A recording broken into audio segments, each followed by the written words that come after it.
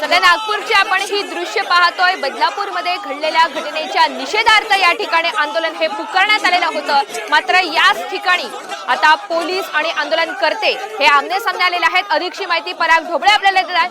पराग, नेमकं काय घडलेलं आहे? आता पोलीस या आंदोलनकर्त्यांना ताब्यात घेत आहेत।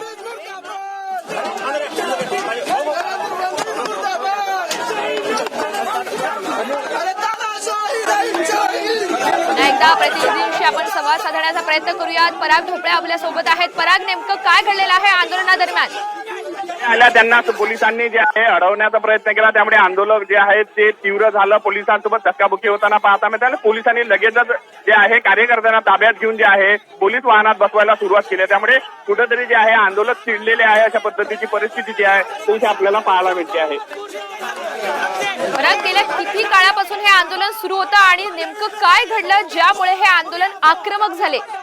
आंदोलन नेमकं काही मिनिटापूर्वी सुरू झालं होतं। खरं तर हे जीपीओ चौक आहे, त्या मार्गावर जीपीओ चौकातून इथपर्यंत येत असताना ते आक्रमक झालेले होते आणि पोलिसांनी त्यांना अडवणार होतं हे माहीतच होतं आणि जसं अडवलं त्याच पद्धतीने आक्रमक झाले।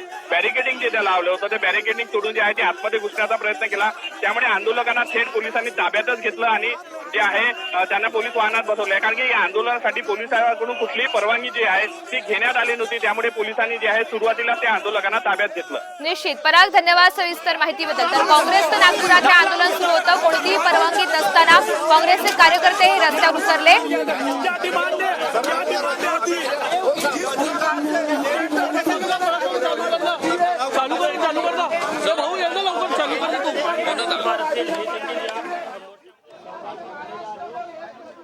काँग्रेसचा मोर्चा पोलिसांनी आता रस्त्यातच आंदोलन जे आहे नागपुरात युवक काँग्रेसने करण्यात आलं। उपमुख्यमंत्री देवेंद्र फडणवीस यांचा बंगल्याचा जो हा मार्ग आहे त्याच ठिकाणी जे आहे ते आंदोलन करण्यात आलं।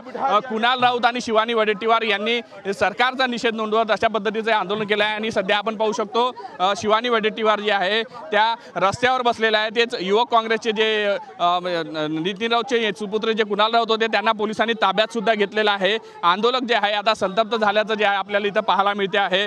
कशा पद्धतीने आंदोलन सुरू आहे ते आता आपण बघतो आहे। ज्या पद्धतीने आहे इथं महिला पदाधिकारी जे आहे त्या जे आहे खाली बसलेल्या आहे आणि या सगळ्या घटनेचा निषेध नोंदवत आहे। त्या पद्धतीने आपण आहे मोठ्या प्रमाणात जे आहे पदाधिकारी इथं आंदोलन करताना दिसून येत आहे। व्हिडिओ जर्नलिस्ट सौरभ बोले।